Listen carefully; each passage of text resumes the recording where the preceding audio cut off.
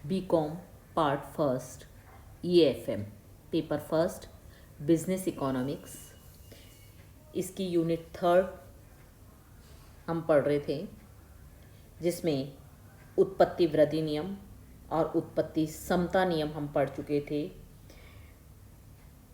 उत्पत्ति ह्रास नियम आज हम पढ़ेंगे, जिसको हम परिवर्तनशील अनुपातों का नियम भी कहते हैं। लॉ ऑफ डिमिनिशिंग रिटर्न्स या the law of variable proportions.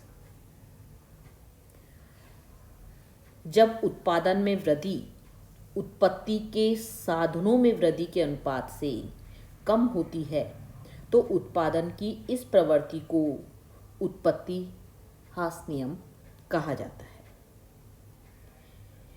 एक निश्चित बिंदु के बाद उत्पादन में लगाए गए परिवर्तनशील साधन जैसे श्रम और पूंजी होते हैं, तो उनकी मात्रा में वृद्धि करने से उत्पत्ति के में अनुपात से कम वृद्धि होती है तो उत्पत्ति ह्रास नियम लागू हो जाता है।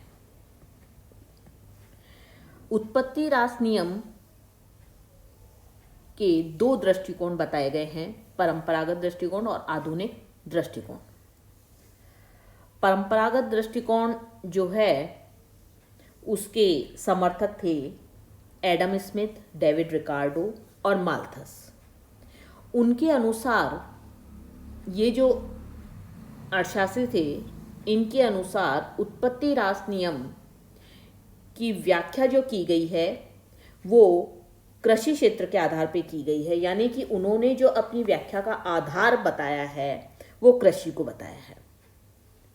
रिकार्डो का लगान सिद्धांत और माल्थस का जनसंख्या सिद्धांत जो है वो उत्पत्ति ह्रास नियम पर ही आधारित है। मार्शल ने तो यहाँ तक कहा है कि जब कृषि उत्पादन की तकनीक में कोई सुधार ना हो तब इसमें श्रम और पूंजी की मात्रा में वृद्धि यदि कर दी जाती है तो उससे कुल उत्पादन में आनुपातिक रूप से कम वृद्धि होती है।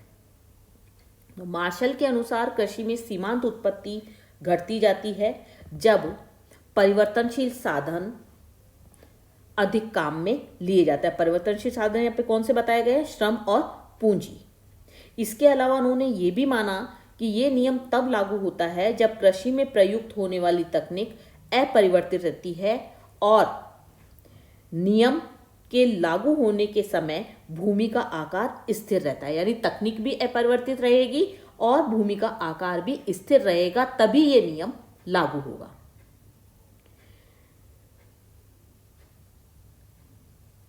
इसके अलावा उन्होंने ये भी कहा कि ये नियम इन्होंने इसकी व्याख्या भी की है और व्याख्या में परिवर्तनशील साधनों की इकाइयों के रूप में इन्होंने श्रम और पूंजी को लिया है और ये कहा है कि जैसे जैसे इसमें वृद्धि होती जाती है कुल उत्पादन घटती दर से बढ़ता है और सीमांत उत्पादन और औसत उत्पादन दोनों घटते हैं, लेकिन सीमांत उत्पादन तेज गति से घटने के कारण औसत उत्पादन से नीचे रहता है। डायग्राम में आप देख ही रहे हैं कि एपी जो है वो औसत उत्पादन कर्व है और एमपी जो है वो सीमांत उत्पादन कर्व है। सीमांत उत्पादन कर्व जो है वो आपके तेज गति से घट रहा है, इसीलिए एपी कर्व से नीचे है। इस नियम के अंतर्गत परिवर्तनशील साधनों की इकाइयों में जैसे जैसे वृद्धि की जाती है कुल उत्पादन घटती दर से बढ़ता है और सीमांत उत्पादन और औसत उत्पादन दोनों घटते हैं, लेकिन सीमांत उत्पादन में तेज गति से घटने के कारण औसत उत्पादन से नीचे रहता है। उत्पत्ति ह्रास नियम के अंतर्गत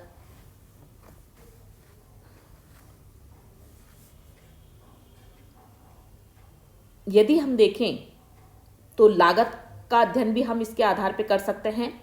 उसमें यदि हम देखें तो उत्पत्ति ह्रास नियम के अंतर्गत उत्पादन में जैसे जैसे वृद्धि की जाती है प्रति इकाई लागतें बढ़ती जाती हैं, जिसके कारण औसत लागत, सीमांत लागत दोनों बढ़ते हैं, लेकिन सीमांत लागत तेज गति से बढ़ता है और औसत लागत उससे बढ़ता तो है लेकिन उससे कम गति से।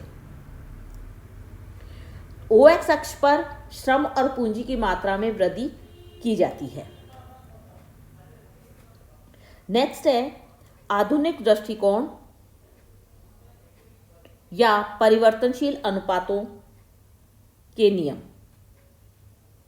आधुनिक अर्थशास्त्रियों ने कहा कि उत्पत्ति के 3 नियम हैं, ना उत्पत्ति के 3 नियम ना होकर केवल एक ही सार्वभौमिक नियम उत्पत्ति ह्रास नियम होता है। वैसे तो 3 नियम होते हैं उत्पत्ति के, जो परंपरागत अर्थशास्त्रियों ने बताया है कि उत्पत्ति वृद्धि नियम, उत्पत्ति समता नियम और उत्पत्ति ह्रास नियम।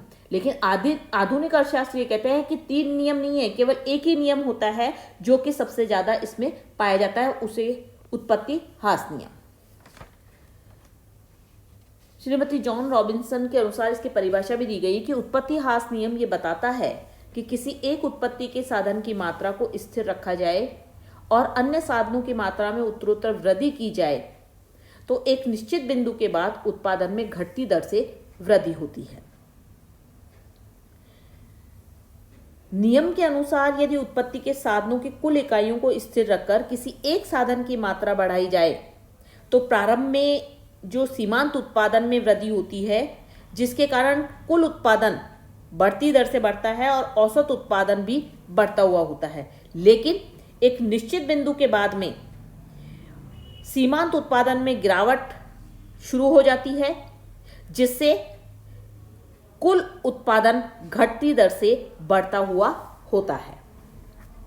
इस सिद्धांत की भी व्याख्या की गई है और यह नियम अल्पकालीन उत्पादन फनल होने के कारण इसमें उत्पत्ति के साधनों की कुछ इकाइयों को स्थिर और शेष इकाइयों को परिवर्तनशील किया जाता है।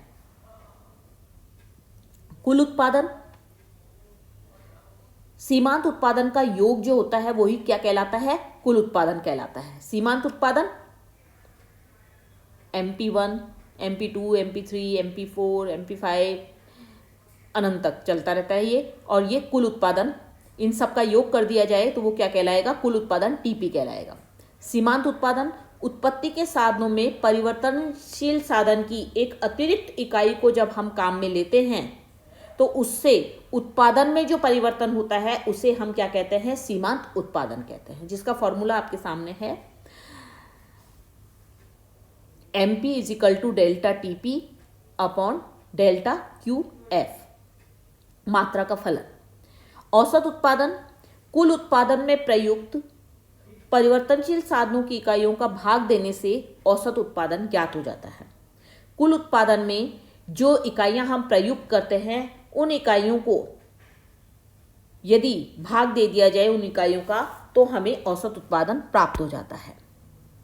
परिवर्तनशील अनुपात नियम की जो व्याख्या की गई है उसे हम सारणी और रेखाचित्र के आधार पर भी समझ सकते हैं। इसमें भी परिवर्तनशील साधन श्रम लिया गया है, उसकी विभिन्न इकाइयां 12 इकाइयां हमने काम में ली हैं। इसमें 3 अवस्थाएं हमें प्राप्त होती है, प्रथम अवस्था, द्वितीय अवस्था और तृतीय अवस्था। प्रथम अवस्था, द्वितीय अवस्था, तृतीय अवस्था इसको बाद में देखेंगे। पहले हम सारणी को देखते हैं कि कुल उत्पादन प्रथम अवस्था में बढ़ती दर से होता है, द्वितीय अवस्था में भी बढ़ रहा है लेकिन धीमी गति से, और तृतीय अवस्था में भी बढ़ रहा है लेकिन धीमी गति से। औसत उत्पादन जो होता है वो बढ़ता है धीमी गति से, द्वितीय अवस्था में पहले घटता है उसके बाद में घटता चला जाता है द्वितीय अवस्था में, तीसरी अवस्था में ये घटता हुआ चला जाता है। सीमांत उत्पादन पहली अवस्था में एक स्टेज तक बढ़ता है, उसके बाद में घटता चला जाता है और तृतीय अवस्था में ये ऋणात्मक हो जाता है। सारणी में आप देख रहे हैं कि तृतीय अवस्था में सीमांत उत्पादन -1 -2 है थर्ड स्टेज में। तो श्रम की इकाइयों में वृद्धि के साथ साथ एक सीमा तक वस्तु के उत्पादन में भी क्या होती है? वृद्धि होती है। प्रारंभ में कुल उत्पादन बढ़ती हुई दर पर बढ़ता है, आपने देखा कि 4 से एकदम 35 हो जाता है 5वीं यूनिट में, तो बढ़ती हुई दर से बढ़ता है, और 5वीं इकाई से लेकर 9वीं इकाई तक कुल उत्पादन घटती हुई दर पर बढ़ता तो है, लेकिन उसकी दर जो है वो घटती हुई होती है। 10वीं इकाई पर कुल उत्पादन उतना ही रहता है, लेकिन सीमांत उत्पादन क्या हो जाता है, वहाँ पे 0 हो जाता है। 11वीं इकाई में श्रमिकों के उत्पादन से कुल उत्पादन में कमी हो जाती है। यहां हम तीनों अवस्था को डिस्क्राइब कर सकते हैं कि श्रम और पूंजी की इकाइयों में जैसे जैसे वृद्धि की जाती है, स्थिर और अविभाज्य साधनों का प्रयोग प्रारंभ होने लगता है, जिसके कारण टीपी, एमपी और एपी तीनों बढ़ते हैं। टीपी प्रारंभ में बढ़ती दर से बढ़ता है क्योंकि एमपी बढ़ता हुआ होता है। यह अवस्था उस इकाई तक होगी जहां एपी औसत उत्पादन अधिकतम हो या औसत उत्पादन सीमांत उत्पादन के बराबर हो। जो सारणी दी गई है उसमें ये 5वीं इकाई तक है। एक उत्पादक इस अवस्था में उत्पादन नहीं रोकना चाहेगा किसी भी हालत में। दूसरी अवस्था, इस अवस्था में कुल उत्पादन घटती दर से बढ़ता है। औसत उत्पादन और सीमांत उत्पादन दोनों में गिरावट आनी शुरू हो जाती है इस अवस्था में, और इस अवस्था में स्थिर और परिवर्तनशील साधनों की इकाइयों का श्रेष्ठ उपयोग होने लग जाता है। यह अवस्था उस इकाई तक होगी जहां सीमांत उत्पादन 0 हो और औसत उत्पादन अधिकतम हो। सारणी में आप देख रहे हैं कि औसत उत्पादन अधिकतम 46 है और ये 0 हो जाता है 10वीं इकाई पे आके। ये अवस्था कहां प्राप्त हो रही है, 10वीं इकाई पे प्राप्त हो रही है। तृतीय अवस्था, इस अवस्था में परिवर्तनशील साधनों की इकाइयों में वृद्धि करने से स्थिर साधन कम पड़ने लगते हैं, जिसके कारण कुल उत्पादन में गिरावट आनी शुरू हो जाती है। जैसे 45 से 43 हो गया वो। सीमांत उत्पादन क्या हो जाता है, यहाँ पे ऋणात्मक हो जाता है, -1 -2 हो गया है।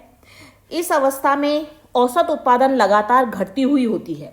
औसत उत्पादन में क्या हो रहा है, घट रहा है। 4.10 था और अब 3.60 रह गया है, तो घट रहा है ये भी आपके। यह अवस्था उस इकाई तक होगी जहां सीमांत उत्पादन ऋणात्मक और कुल उत्पादन में गिरावट होती है। तालिका में ये जो है सारणी में ये 11वीं और 12वीं इकाई है।